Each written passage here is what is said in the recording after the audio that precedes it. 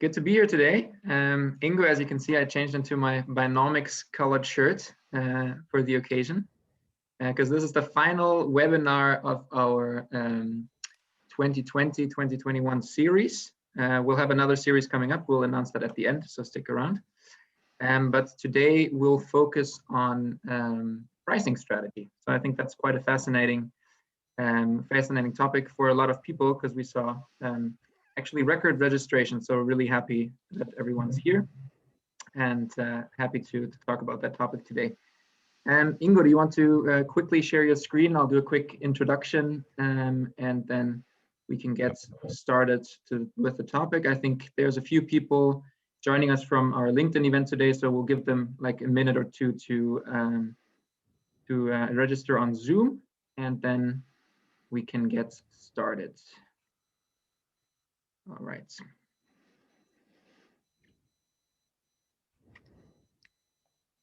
Exactly. So if you want to go to the next page, then I can quickly introduce ourselves and then we can dive right in. So our founder Ingo is going to present today. He has 12 years experience in pricing. A lot of that at Simon Kucher, and he also developed the Buynomics method. So he has really a strong quantitative background in pricing. I'm Paul. Used to work in strategy consulting, so bringing both worlds together, and I'm leading the Buynomics sales team. You want to go to the next slide? I can talk a little bit about what we do. So Buynomics is a full stack solution answering core challenges for companies in the consumer goods industry, telco, software, and insurance. So questions like which product should I offer, what discount should it be, what price points to set, et cetera, et cetera. So a lot of these, as you know, are quite interdependent, and it's important to have like one solution that can address them all at once.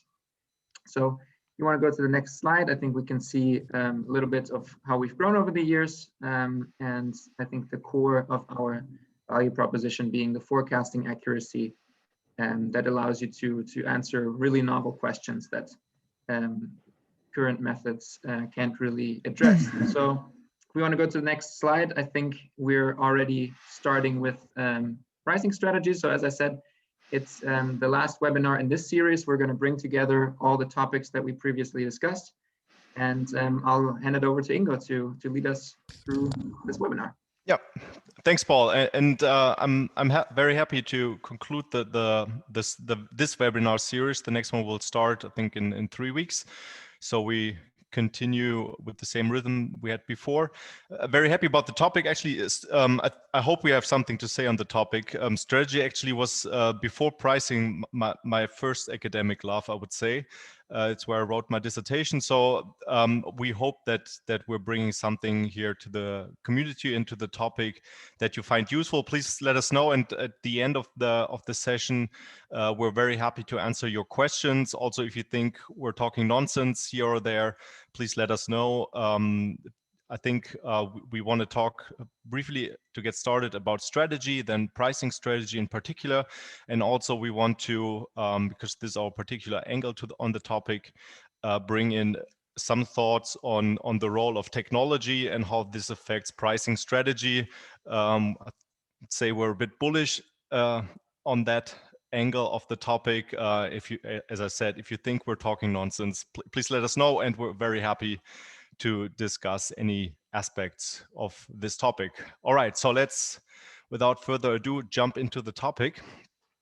So I think the obvious questions to start with is what's actually strategy? And if you have been thinking about the topic like I've done quite a bit in the past, you will probably have come up with very different answers. And one of the typical pictures people use, I think this one from Mintzberg, is the analogy with the elephant. So the blind man and the elephant, and depending on how you approach the elephant, people have a very different view on what it is. And I think we have the same thing with strategy. So for some strategy, particular in the history of military strategy, strategy is almost equivalent to a plan. To some, strategy is some clever trickery, some trick you pull in pricing particularly. That's often something from behavioral strategy, adding a third wine bottle to trick people into buying the more expensive wine is often considered a good pricing strategy. So that's certainly a common view on the topic.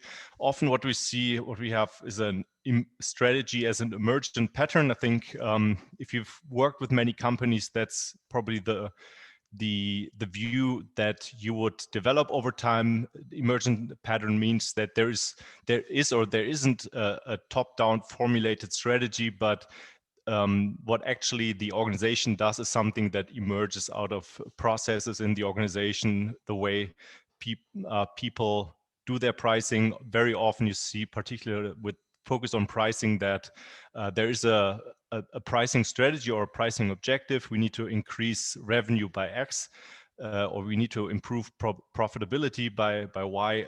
But what's actually done in the actual price setting, and even more if you have customer specific pricing towards your end customer, then what's done there is often very misaligned with the overall strategy. Another very important view on strategy is seeing strategy as a position that you often have if you're looking at strategy from a competitive angle. So when you look at your competitors, what do my competitors offer, what's their price, how do I price relative to them, and you sort of view the world through this competition with other competitors, and you're always looking at them, sometimes even more than at the customer, on and how you position yourself against them. And often, and to conclude this one, strategy is often also seen as a perspective, a way in which you see the world, because that's also one of the key functions of a strategy, is to make sense of the world, understand the complexity of reality, and distill what's relevant.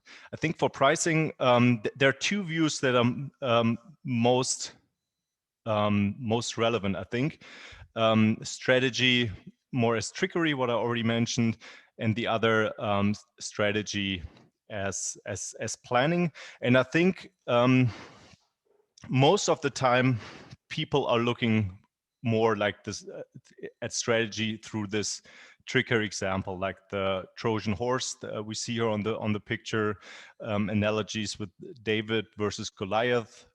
So you do something very unexpected and that saves the day. Whereas strategy as a plan is more the nitty-gritty work of getting the details right, formulating a proper objectives, understanding the situation, and then making pricing decisions and setting up processes along the way that are aligned with the overall strategy. So more strategy as a bookkeeper rather than the hero who saves the day. And I think for most company and in most cases, pricing should be and actually is more like a bookkeeper than a superhero who comes in and saves the day. So the examples, if you think about examples of extraordinary pricing, these are typically very difficult to find, and in most cases what's much more relevant is getting the details right, improving pricing 1%, 2%, 3% here or there, and that makes in the long run all the difference. So what role does pricing or pricing strategy in the overall strategy? And one way of looking at that I find very, very useful is to see strategy or the purpose of the company to create long-term persistent performance in two key activities. One is value creation. So how do I increase the pie for the company and for the consumers? And then the second part of that is value capture. So how much of the value that you create as a company for your customers can you actually extract in terms of profit? And here, of course, price in particular plays a very important role in deciding and optimizing the share that you can take out of the benefit that you produce.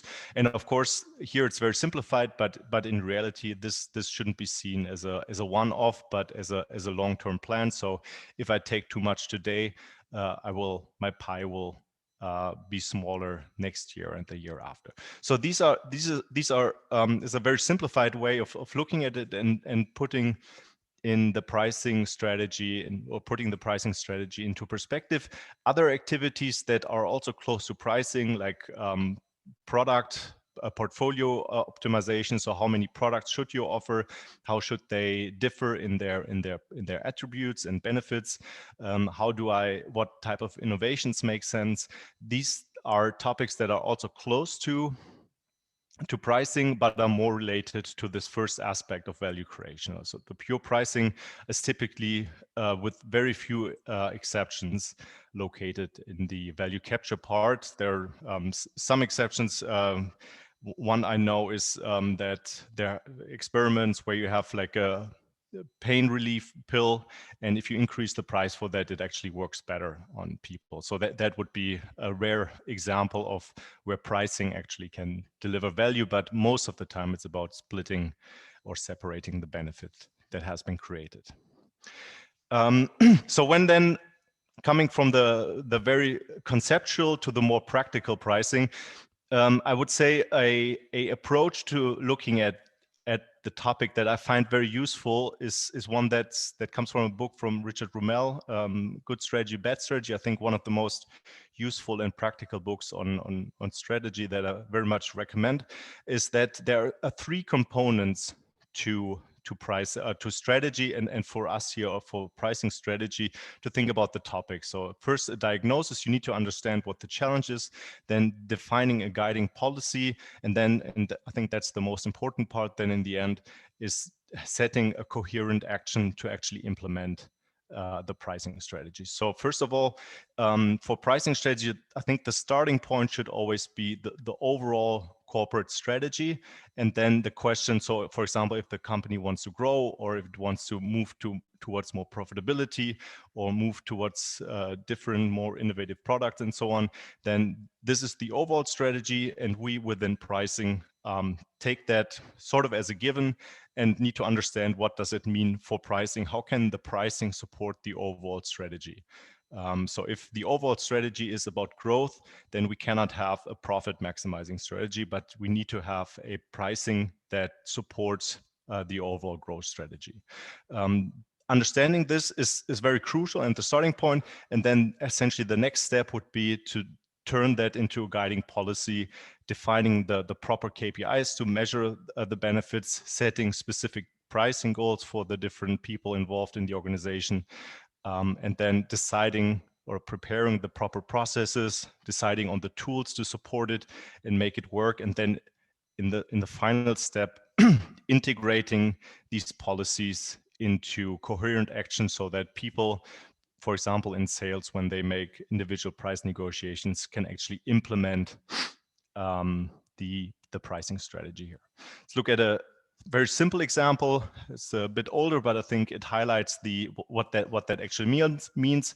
So long time ago, oil producers had the challenge when they were just starting with their business. They had the challenge that people didn't see too much need for oil, and what companies then did is that they sort of essentially gave away oil lamps for free to people, and by doing this, created the demand for oil. And so that was the diagnosis was there's not enough demand for oil. How do we create demand for oil? So and a good way was introducing these lamps. They did that and turned that then in a coherent action by then giving away these lamps for free, and by that creating the demand for their oil, and actually turning that then essentially into a recurring model, because people eventually learned that the benefits of having light during the day, during the night, and were able to or were in a position to actually buy oil on a repeated basis.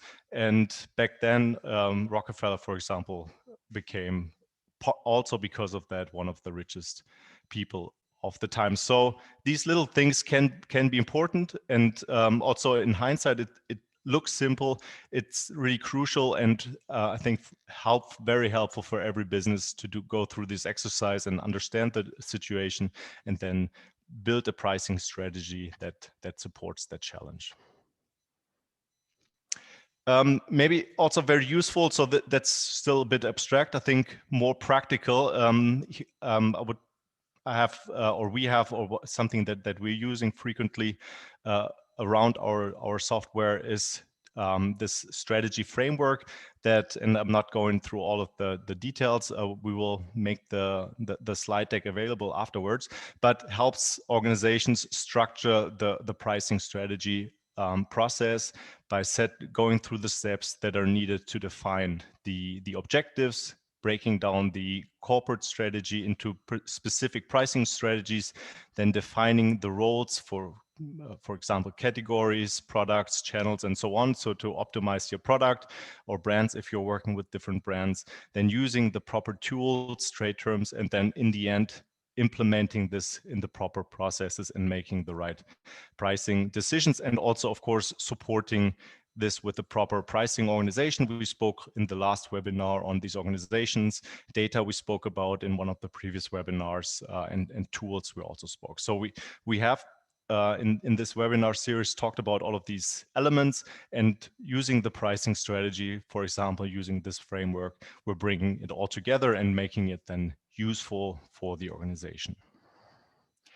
I think one point that we would like to discuss and that we want to bring up here is the role of technology in all of this.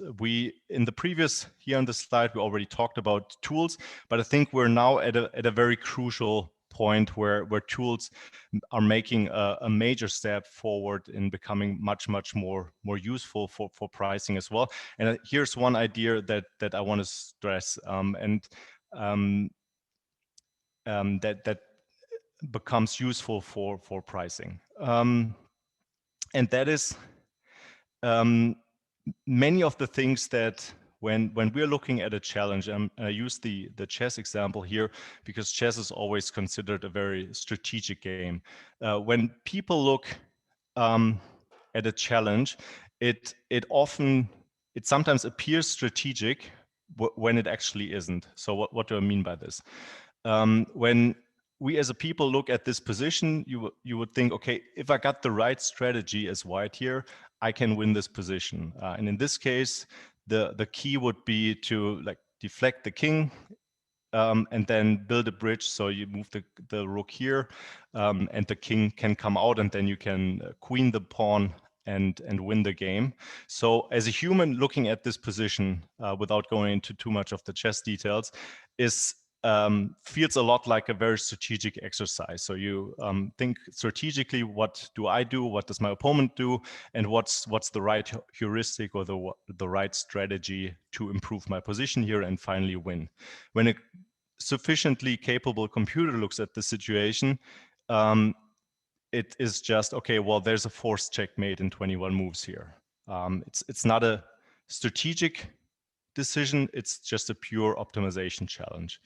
And what we're claiming is that also in pricing, many situations, and I will go into one example, many situations that seem strategic to us are in actuality just simple optimization problems where it's not a strategic decision, but there's a right or wrong decision. And with the proper technology, you can identify what's right and what's wrong. That means that with the support of the proper technology, you can actually improve the strategic situations. In some cases, it's just a pure optimization challenge. And in others, with the right technology, you get much more transparency in making much more reasonable and more profitable decisions. I have 3 examples of this, and we can look at one of them in detail. So for example, competitive pricing is always one field where strategy is considered particularly relevant, of course. So how do we price our products in comparison with our competitors, or a competitor makes a change in pricing? How do we best respond to that, knowing that the competitor will also probably react to our change? Other strategic question is, for example, something when you introduce a new product, do I go for a skimming strategy or penetration strategy? Skimming means I start with a higher price and from the start try to benefit at first from the customers with a particular high use of the product, and with that a high willingness to pay of the product? Or do I first try to gain large market share by going in with a cheaper price, and then maybe increase prices later? So the question of how do I enter a market, and that of course depends on many things. It depends, for example, of how much does a higher price slow growth, and how much does the utility of the product depend on the number of people in it. So if you have network effects, for example, it probably you're more likely to benefit from a penetration strategy.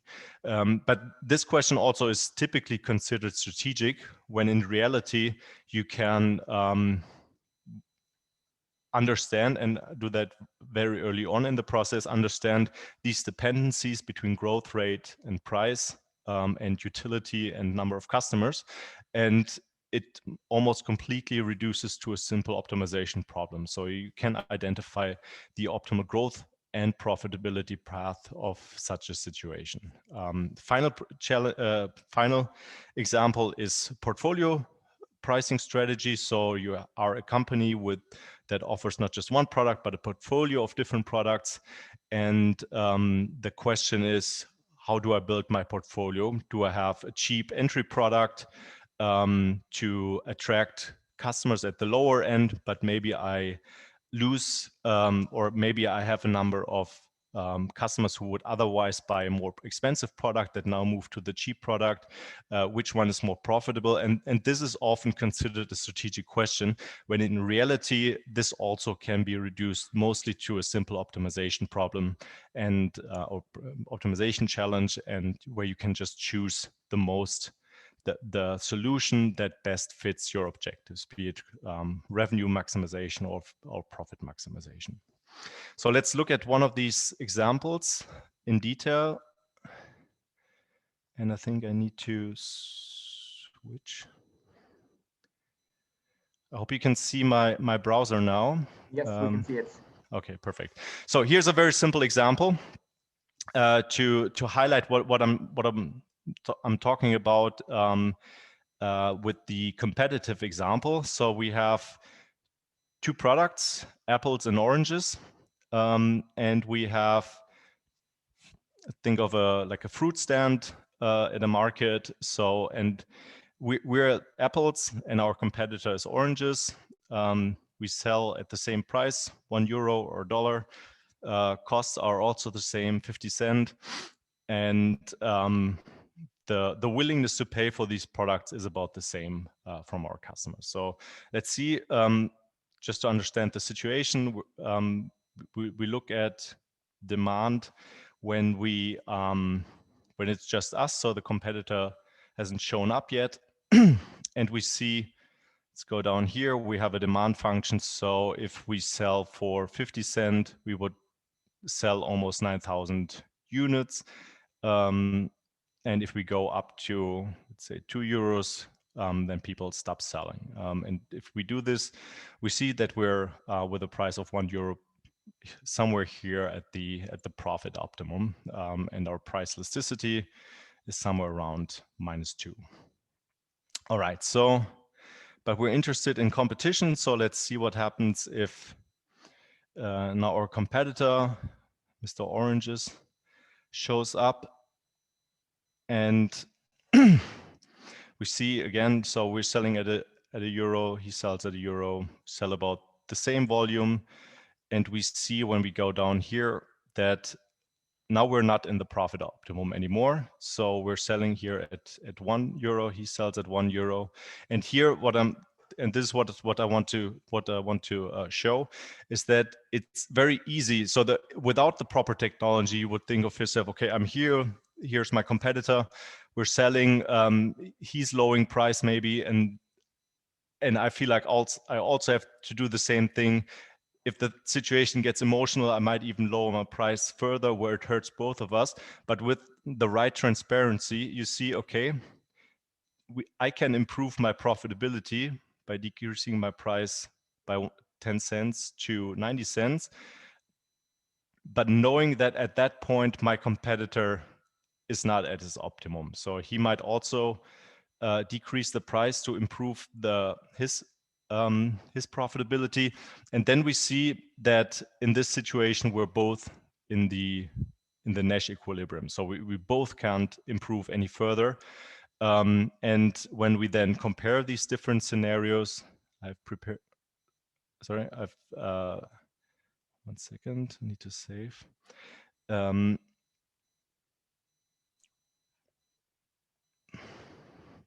we compare the different scenarios, then we see that we can compare these different cases and see that so in the base case, both sell at €1, and then I have the case where we both lower our price, and then I have the case where only I lower the price and the other, my competitor stays at €1.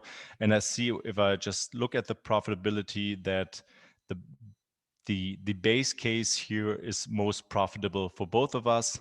If I just look at myself, the best for me would be if I reduce my price and my competitor keeps his price.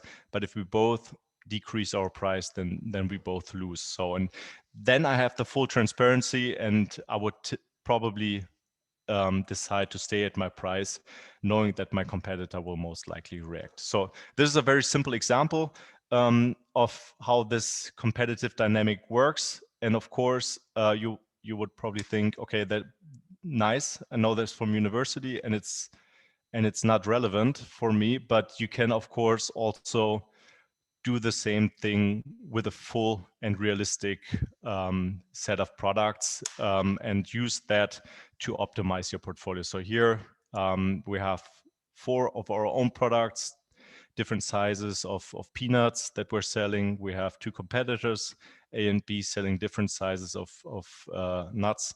And here we can do in a realistic scenario, and we can do this with any size of market, do the same exercise, see how we can improve what the different equilibria are strategically, and then use something like this to optimize the portfolio. So as I said, many challenges that appear to be strategic can either largely benefit from technology by improving the transparency of the situation, or in some cases even be completely replaced by technology, in the sense that it just tells you what the optimal step forward is. All right, so that was a brief overview of how we see pricing strategy, and I think we already have some questions, and we're happy to discuss. Yes, perfect. So I'm going to read some of these questions. I see a quick question. So is it feasible to share the recording? Yes, all the recordings are going to be on the website, and you'll get them by email. And Daniel is asking, how would you estimate the price elasticity for your competitor? I'm assuming he's talking about our war game scenario in the tool. Yep. And Ingo, if you just quickly want to respond to that, I think.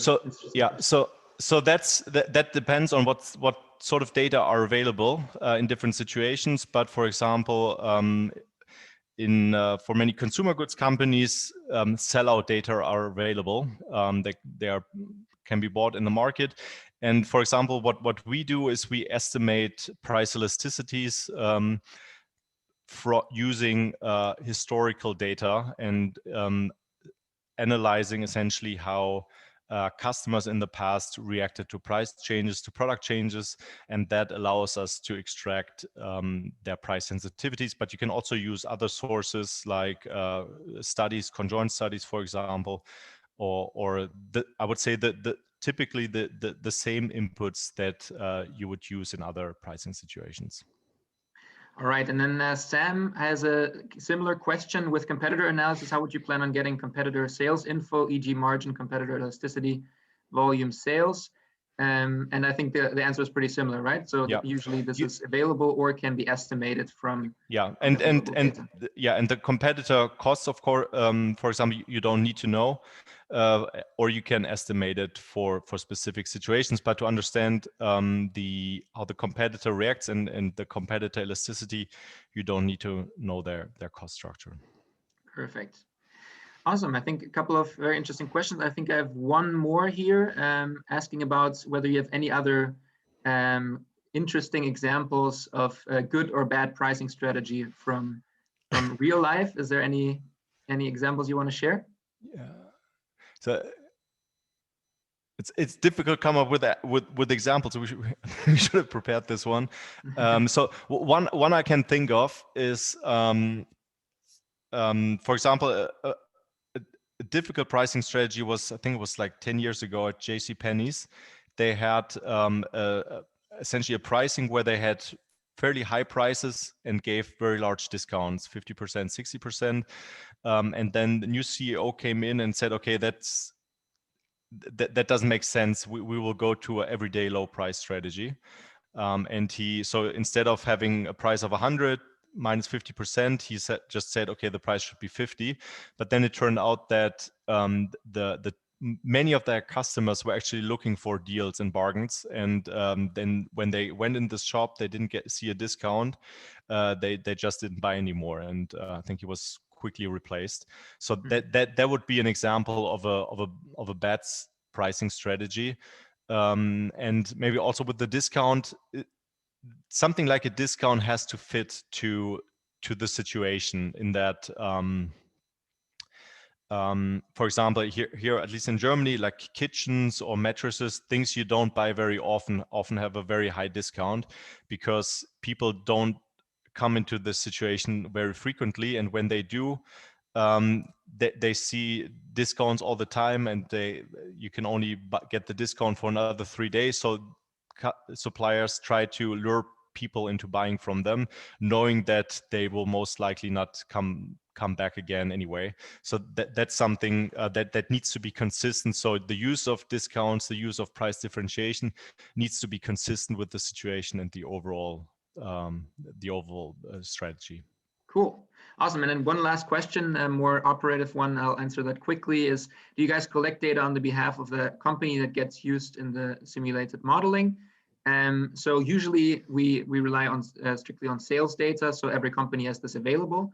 And what we do in some examples is that we run small surveys to supplement the data for specific questions, or we add conjoint studies, etc., from our customers that they're all running. So mainly our customers on the telco and consumer goods space with some software and insurance in there, and they have very sophisticated data available. So that's usually how it works. So thanks for the questions. I think we're running out of time. So if you have any more questions, feel free to send me an email. I'll post my email in the chat really quickly. And otherwise, also happy to connect on LinkedIn or to see you guys at the next webinar. If you want to go to the next slide, Ingo, I think we prepared the next parts of the webinar series exactly. So we'll have some highlights on key pricing methods coming up, behavioral pricing, and then also some more specific ones for certain industries. And again, if you are interested in pitching us any ideas, if you're like, okay, I really want to understand this one, then send me an email, and we're very open to any further ideas on what you guys are interested in. We hope that this webinar was useful, and hope to see you guys at the next one. So yeah, thanks a lot for the attention, and hope to see you guys soon. Thanks. See you soon, and have a good weekend. Thank you, guys. Goodbye.